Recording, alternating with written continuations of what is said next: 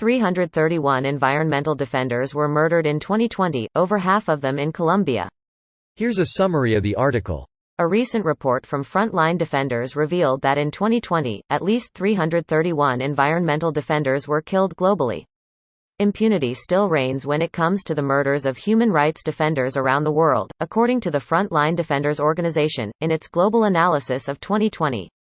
Colombia accounts for 53% of all rights defenders' cases globally in 2020. Frontline Defenders believes that cases may continue to increase as verifications of allegations are made, and that upcoming figures from Somos Defensores de Colombia will bring the final number of deaths in 2020 higher. According to Frontline Defenders, 69% of the murders that occurred last year occurred against leaders who worked in defense of the land, the environment and the rights of indigenous peoples.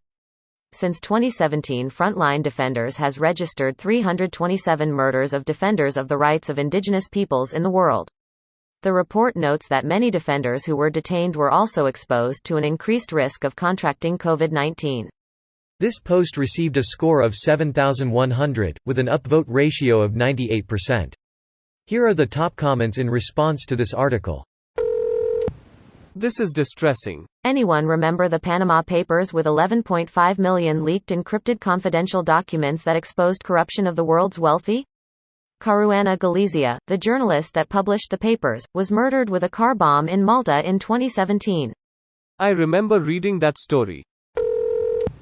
Paramilitaries in Colombia are responsible for a massive portion of the killings that have taken place in the last 40 years. They often engage in social cleansing, in which they murder homeless people and street children, sometimes burning them alive. Killing environmental activists is nothing for them. I'd be willing to bet the government is even supporting them.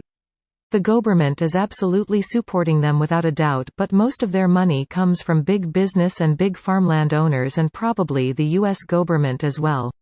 The U.S. literally trains these right-wing Colombian death squads, as recently as 2012.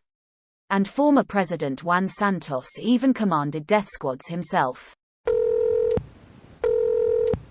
Colombia is filled with paramilitary forces that will kill any leftist without second thoughts, at least before they were occupied with fighting the actual communist guerrilla. But since the peace deal between the FARC and the government, they have a lot of newfound free time they spend killing innocent labor organizers, activists, environmentalists, journalists, politicians and everyone who's a threat to their wealthy funders' pockets.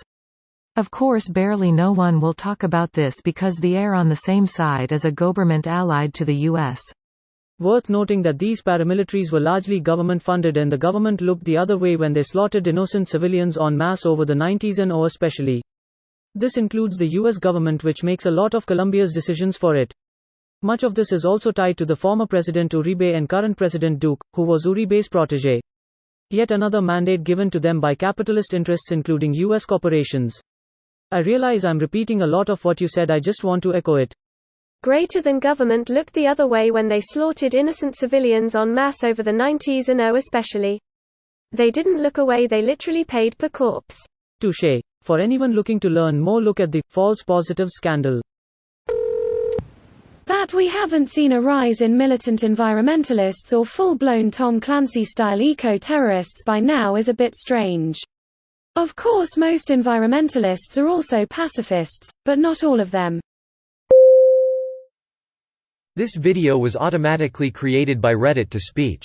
The article and comments in this video were selected from Reddit according to their upvotes, and any paraphrasing was performed by smmry.com, without any human intervention.